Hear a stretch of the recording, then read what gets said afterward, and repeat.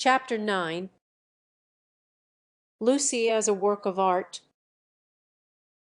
A few days after the engagement was announced, Mrs. Honeycorth made Lucy and her fiasco come to a little garden party in the neighbourhood, for naturally she wanted to show people that her daughter was marrying a presentable man. Cecil was more than presentable, he looked distinguished, and it was very pleasant to see his slim figure keeping step with Lucy, and his long, fair face responding when Lucy spoke to him. People congratulated Mrs. Honeycorth, which is, I believe, a social blunder, but it pleased her, and she introduced Cecil rather indiscriminately to some stuffy dowagers. At tea a misfortune took place. A cup of coffee was upset over Lucy's figured silk, and though Lucy feigned indifference, her mother feigned nothing of the sort, but dragged her indoors to have the frock treated by a sympathetic maid. They were gone some time, and Cecil was left with the dowagers. When they returned he was not as pleasant as he had been. "Do you go to much of this sort of thing?" he asked when they were driving home. "Oh, now and then," said Lucy, who had rather enjoyed herself. "Is it typical of country society?" "I suppose so." "Mother, would it be?" "Plenty of society," said Mrs. Honeycorth, who was trying to remember the hang of one of the dresses. Seeing that her thoughts were elsewhere, Cecil bent towards Lucy and said, "To me it seemed perfectly appalling, disastrous, portentous. I am so sorry that you were stranded."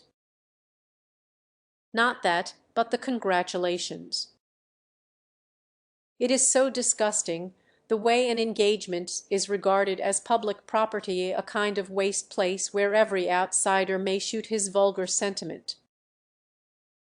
All those old women smirking. One has to go through it, I suppose. They won't notice us so much next time. But my point is that their whole attitude is wrong.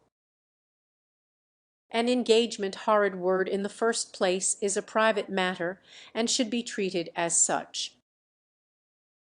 Yet the smirking old women, however wrong individually, were racially correct.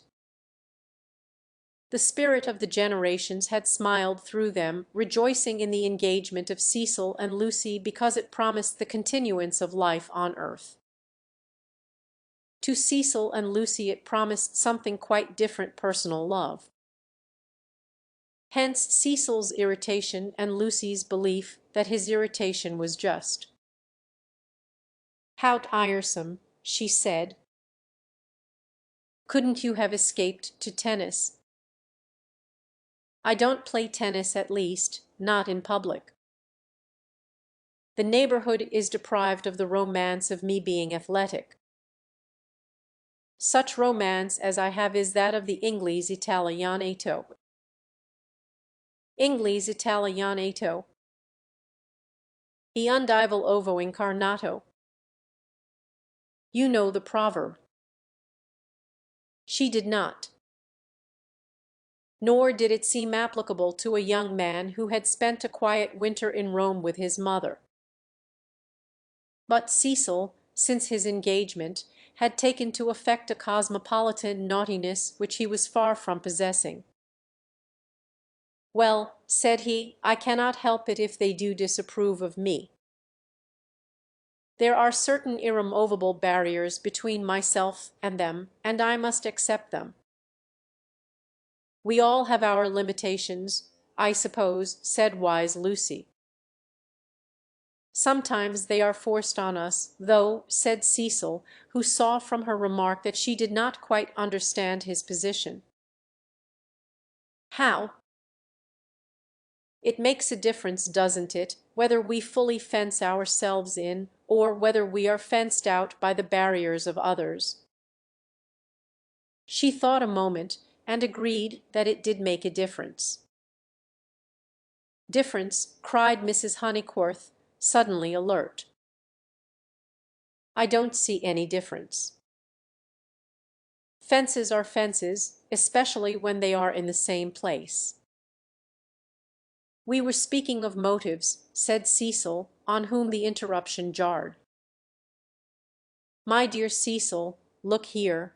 She spread out her knees and perched her card case on her lap. This is me. That's Swindy Corner. The rest of the pattern is the other people. Motives are all very well, but the fence comes here. We weren't talking of real fences, said Lucy, laughing. Oh, I see dear poetry. She leaned placidly back. Cecil wondered why Lucy had been amused. I tell you who has no fences, as you call them, she said, and that's Mr. B.B. A parson fenceless would mean a parse and effenceless. Lucy was slow to follow what people said, but quick enough to detect what they meant. She missed Cecil's epigram, but grasped the feeling that prompted it. "Don't you like Mr. B.B.?" she asked thoughtfully. "I never said so," he cried. "I consider him far above the average." I only denied, and he swept off on the subject of fences again, and was brilliant. "Now, a clergyman that I do hate," said she, wanting to say something sympathetic, "a clergyman that does have fences, and the most dreadful ones, is Mr. Eager, the English chaplain at Florence." He was truly insincere, not merely the manner unfortunate. He was a snob, and so conceited, and he did say such unkind things. What sort of things? There was an old man at the Bertolini whom he said had murdered his wife. Perhaps he had. No. Why, no. He was such an ice-old man, I'm sure. Cecil laughed at her feminine inconsequence. Well, I did try to sift the thing. Mr. Eager would never come to the point. He prefers it vague, said the old man had practically murdered his wife, had murdered her in the sight of God. Hush, dear, said Mrs. Honeycorth absently. But isn't it intolerable that a person whom we are told to imitate should go round spreading slander? It was, I believe, chiefly owing to him that the old man was dropped. People pretended he was vulgar, but he certainly wasn't that. Poor old man. What was his name? Harris, said Lucy glibly. Let's hope that Mrs. Harris there warn't no sich person, said her mother. Cecil nodded intelligently. Isn't Mr. Eager a parson of the cultured type? He asked. I don't know. I hate him. I've heard him lecture on Giotto. I hate him. Nothing can have de petty nature. I hate him. My goodness gracious me, child, said Mrs. Honeycorth. You'll blow my head off. Whatever is there to shout over? I forbid you and Cecil to hate any more clergymen. He smiled. There was indeed something rather incongruous in Lucy's moral outburst over Mr. Eager. It was as if one should see the Leonardo on the ceiling of the Sistine. He longed to hint to her that not here lay her vocation, that a woman's power and charm reside in mystery, not in muscular rant. But possibly rant is a sign of vitality, It mars the beautiful creature, but shows that she is alive. After a moment he contemplated her flushed face and excited gestures with a certain approval. He forbore to repress the sources of youth. Nature's simplest of topics, he thought, lay around them. He praised the pine woods, the deep lasts of bracken, the crimson leaves that spotted the hurt bushes, the serviceable beauty of the turnpike road. The outdoor world was not very familiar to him, and occasionally he went wrong in a question of fact. Mrs. Honeychurch's mouth twitched when he spoke of the perpetual green of the larch. "I count myself a lucky person," he concluded. "When I'm in London I feel I could never live out of it. When I'm in the country I feel the same about the country. After all, I do believe that birds and trees and the sky are the most wonderful things in life, and that the people who live amongst them must be the best. It's true that in 9 cases out of 10 they don't seem to notice anything. The country gentleman and the country labour are each in their way the most depressing of companions. Yet they may have a tacit sympathy with the workings of nature which is denied to us of the town. Do you feel that, Mrs. Honeychurch?" Mrs. Honeychurch started and smiled. She had not been attending. Cecil, who was rather crushed on the front seat of the Victoria, felt irritable, and determined not to say anything interesting again. Lucy had not attended either. Her brow was wrinkled, and she still looked furiously cross the result, he concluded, of too much moral gymnastics. It was sad to see her thus blind to the beauties of an August wood. "Come down, O maid, from yonder mountain height," he quoted, and touched her knee with his own. She flushed again and said, "What height?" "Come down, O maid, from yonder mountain height, what pleasure lives in height," the shepherd sang. "In height and in the splendour of the hills. Let us take Mrs. Honeychurch's advice and hate clergymen no more. What's this place?" "Summer Street, of course," said Lucy, and roused herself. The woods had opened to leave space for a sloping triangular meadow. Pretty cottages lined it on 2 sides, and the upper and third side was occupied by a new stone church, expensively simple, a charming shingled spire. Mr. Beebe's house was near the church. In height it scarcely exceeded the cottages. Some great mansions were at hand, but they were hidden in the trees. The scene suggested a Swiss Alp rather than the shrine and centre of a leisured world, and was marred only by 2 ugly little villas, the villas that had competed with Cecil's engagement, having been acquired by Sir Harry Otway the very afternoon that Lucy had been acquired by Cecil. Sissy was the name of one of these villas, Albert of the other. These titles were not only picked out in shaded Gothic on the garden gates, but appeared a second time on the porches, where they followed the semicircular curve of the entrance arch in block capitals. Albert was inhabited.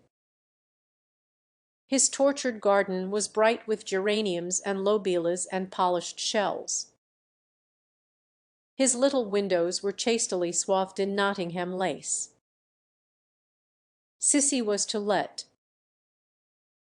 3 notice boards, belonging to Dorking agents, lolled on her fence and announced the not surprising fact. Her paths were already weedy, her pocket handkerchief of a lawn was yellow with dandelions.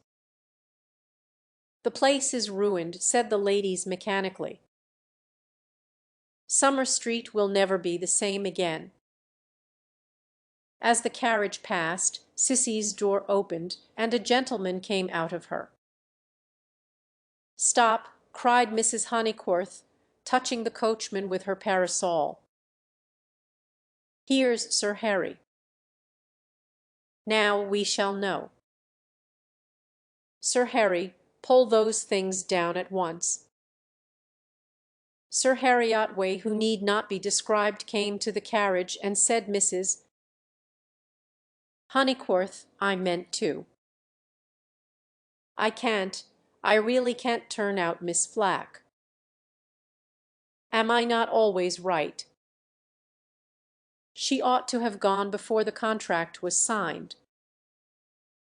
Does she still live rent-free, as she did in her nephew's time? But what can I do?" He lowered his voice. "An old lady, so very vulgar, and almost bedridden." "Turn her out," said Cecil bravely. Sir Harry sighed, and looked at the villas mournfully. He had had full warning of Mr. Fcack's intentions, and might have bought the plot before building commenced, but he was apathetic and dilatory. He had known Summer Street for so many years that he could not imagine it being spoilt. Not till Mrs. Flack had laid the foundation stone, and the apparition of red and cream brick began to rise, did he take alarm. He called on Mr. Flack, the local builder, a most reasonable and respectful man who agreed that tiles would have made more artistic roof, but pointed out that slates were cheaper. He ventured to differ, however, about the Corinthian columns which were to cling like leeches to the frames of the bow windows, saying that, for his part, he liked to relieve the façade by a bit of decoration. Sir Harry hinted that a column, if possible, should be structural as well as decorative.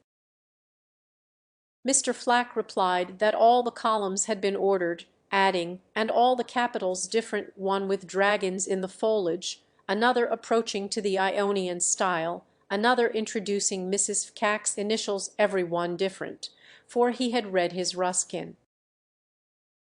He built his villas according to his desire, and not until he had inserted an immovable ant into one of them did Sir Harry buy. This futile and unprofitable transaction filled the knight with sadness as he leant on Mrs. Honeycorth's carriage.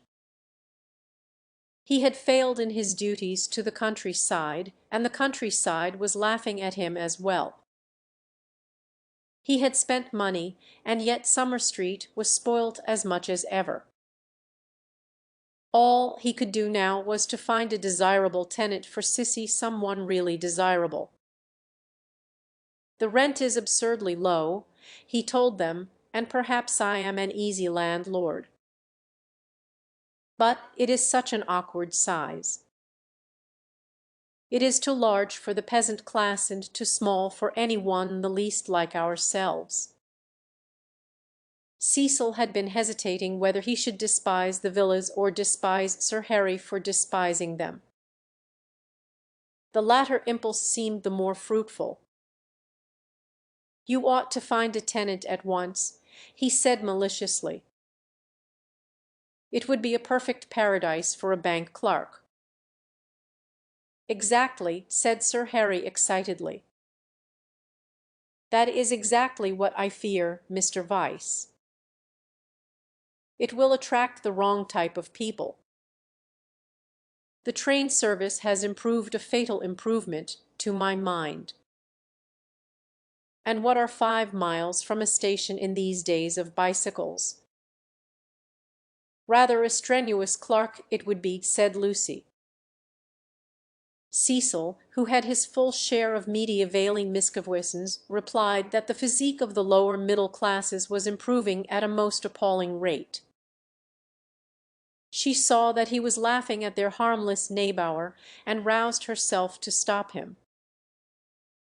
"Sir Harry," she exclaimed, "I have an idea. How would you like spinsters?" "My dear Lucy, it would be splendid." "Do you know any such?" "Yes, I met them abroad." "Gentlewomen?" he asked tentatively. Yes, indeed, and at the present moment homeless. I heard from them last week, Miss Teresa and Miss Catherine Allen. I'm really not joking. They are quite the right people. Mr. Beebe knows them too. May I tell them to write to you? Indeed you may, he cried. Here we are with the difficulty solved already. How delightful it is. Extra facilities, please tell them they shall have extra facilities, for I shall have no agents' fees. Oh, the agents! The appalling people they have sent me. One woman, when I wrote a tactful letter, asking her to explain her social position to me, replied that she would pay the rent in advance. As if one cares about that. And several references I took up were most unsatisfactory people, swindlers, or not respectable. And oh, the deceit! I have seen a good deal of the seamy side this last week. The deceit of the most promising people. My dear Lucy, the deceit. She nodded. My advice, put in Mrs. Honeycorth, is to have nothing to do with Lucy and her decayed gentlewomen at all. I know the type. Preserve me from people who have seen better days, and bring heirlooms with them that make the house smell stuffy.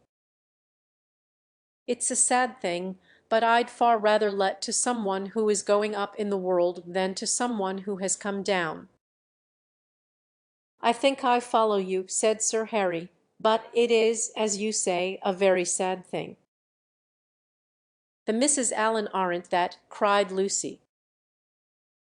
Yes, they are, said Cecil.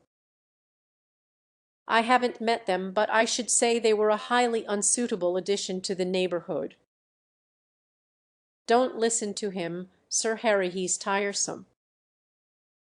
It's I who am tiresome, he replied. I oughtn't to come with my troubles to young people. But really I am so worried, and Lady Otway will only say that I cannot be too careful, which is quite true, but no real help. Then may I write to my Mrs. Allen? Please. But his eye wavered when Mrs. Honeycorth exclaimed, Beware! They are certain to have canaries. Sir Harry, beware of canaries, they spit the seed out through the bars of the cages, and then the mice come. Beware of women altogether. Only let to a man. Really, he murmured gallantly, though he saw the wisdom of her remark. Men don't gossip over teacups. If they get drunk, there's an end of them, they lie down comfortably and sleep it off. If they're vulgar, they somehow keep it to themselves. It doesn't spread so. Give me a man, of course, provided he's clean.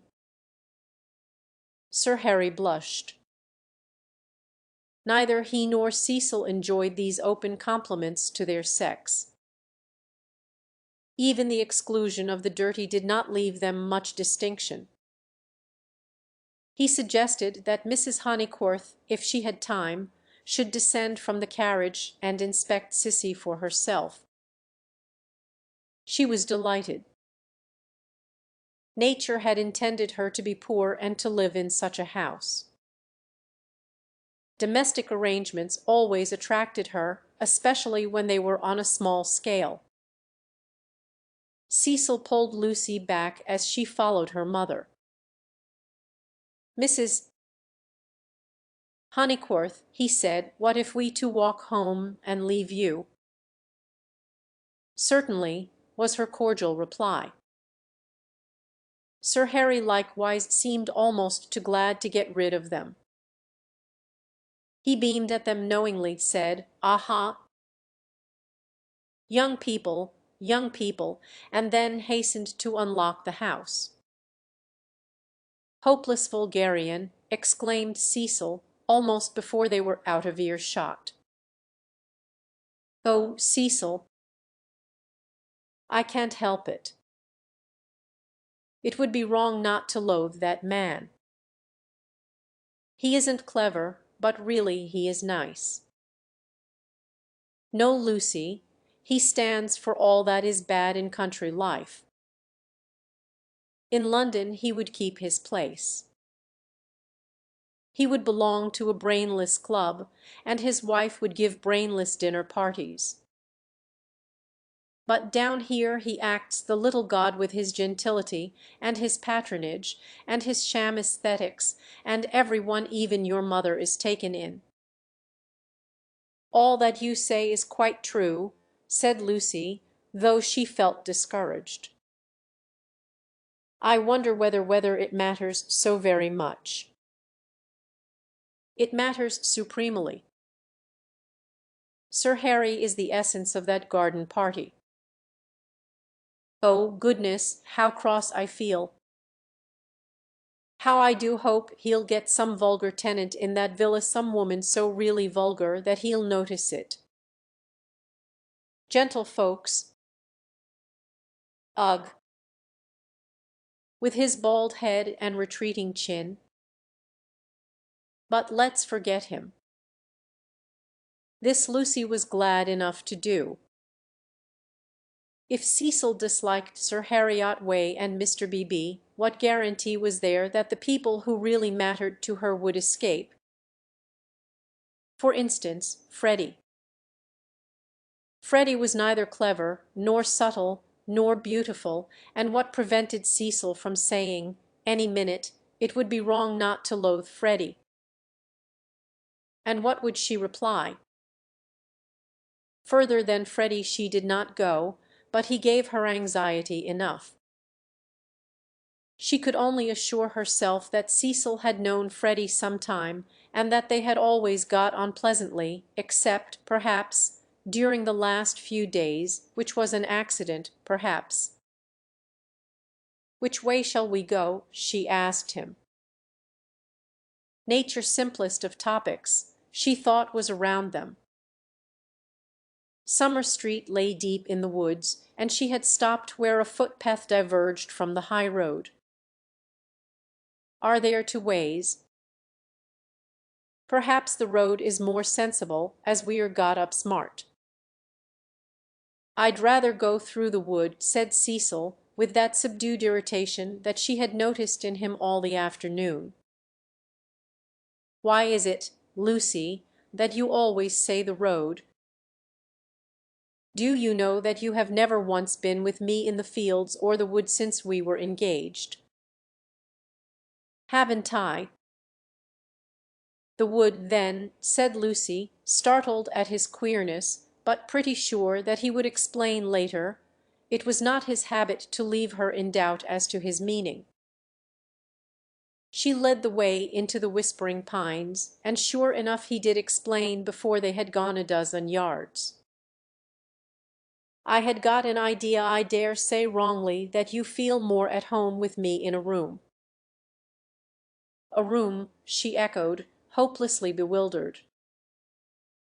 Yes. Or, at the most, in a garden or on a road. Never in the real country like this. Oh, Cecil, whatever do you mean? I have never felt anything of the sort. You talk as if I was a kind of poet's sort of person. I don't know that you aren't. I connect you with a view, a certain type of view. Why shouldn't you connect me with a room? She reflected a moment, and then said, laughing, Do you know that you are right? I do. I must be a poet's after all. When I think of you, it's always as in a room. How funny! To her surprise, he seemed annoyed. A drawing-room, pray. With no view. Yes, with no view, I fancy. Why not? I'd rather, he said reproachfully, that you connected me with the open air. She said again, "Oh, Cecil, whatever do you mean?" As no explanation was forthcoming, she shook off the subject as too difficult for a girl, and led him further into the wood, pausing every now and then at some particularly beautiful or familiar combination of the trees. She had known the wood between Summer Street and Windy Corner ever since she could walk alone. She had played at losing Freddie in it when Freddie was a purple-faced baby, and though she had been to Italy, it had lost none of its charm. Presently they came to a little clearing among the pines, another tiny green Alp, solitary this time, and holding in its bosom a shallow pool. She exclaimed, "The sacred lake." "Why do you call it that?" "I can't remember why. I suppose it comes out of some book. It's only a puddle now, but you see that stream going through it. Well, a good deal of water comes down after heavy rains, and can't get away at once, and the pool becomes quite large and beautiful. Then Freddie used to bathe there.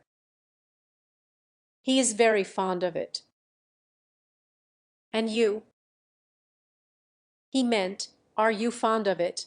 but she answered dreamily, "I bathed Harito till I was found out." Then there was a row. At another time he might have been shocked, for he had depths of prudence within him. But now, with his momentary cult of the fresh air, he was delighted at her admirable simplicity. He looked at her as she stood by the pool's edge. She was got up smart, as she phrased it, and she reminded him of some brilliant flower that has no leaves of its own, but blooms abruptly out of a world of green. "Who found you out?" "Charlotte," she murmured. "She was stopping with us." "Charlotte, Charlotte." "Poor girl." She smiled gravely. A certain scheme, from which hitherto he had shrunk, now appeared practical. "Lucy?" "Yes, I suppose we ought to be going," was her reply. "Lucy, I want to ask something of you that I have never asked before." At the serious note in his voice she stepped frankly and kindly towards him. "What, Cecil?" "Hitherto never, not even that day on the lawn when you agreed to marry me." He became self-conscious and kept glancing round to see if they were observed. His courage had gone. "Yes. Up to now I have never kissed you." She was as scarlet as if he had put the thing most indidactically. "No more you have," she stammered. "Then I ask you, may I now?" "Of course you may, Cecil." "You might before." "I can't run at you, you know." At that supreme moment he was conscious of nothing but absurdities. Her reply was inadequate. She gave such a business-like lift to her veil. As he approached her he found time to wish that he could recoil. As he touched her, his gold pince-nez became dislodged and was flattened between them. Such was the embrace. He considered, with truth, that it had been a failure. Passion should believe itself irresistible. It should forget civility and consideration and all the other curses of a refined nature. Above all, it should never ask for leave where there is a right of way. Why could he not do as any labourer or navvy, nay, as any young man behind the counter would have done? He recast the scene.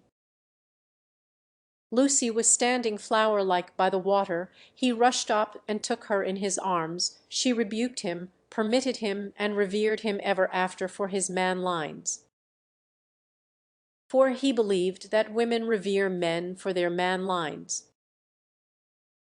They left the pool in silence after this one salutation. He waited for her to make some remark which should show him her inmost thoughts. At last she spoke, and with fitting gravity. Emerson was the name, not Harris. What name? The old man's. What old man? That old man I told you about. The one Mr.